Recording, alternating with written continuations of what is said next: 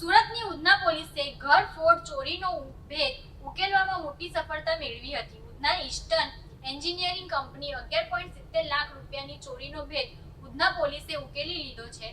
3 યુવકોની ધરપકડ કરી છે.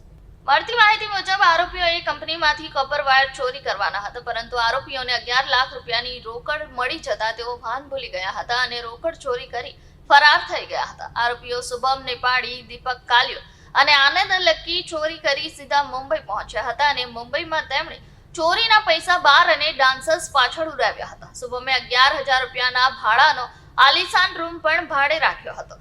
મોંઘો કેમેરો પણ ખરીદ્યો હતો. પોલીસે તપાસ દરમિયાન સીસીટીવીમાંથી કંપનીની ગ્રીલ કાપી ઘૂસતા આરોપીઓની ઓળખ કરી હતી.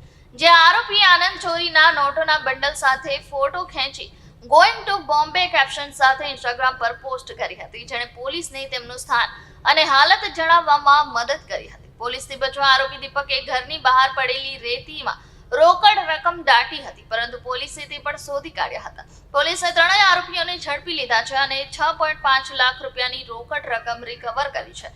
આરોપીઓ વિરુદ્ધ ગુનો દાખલ કરી તપાસ ચાલુ છે.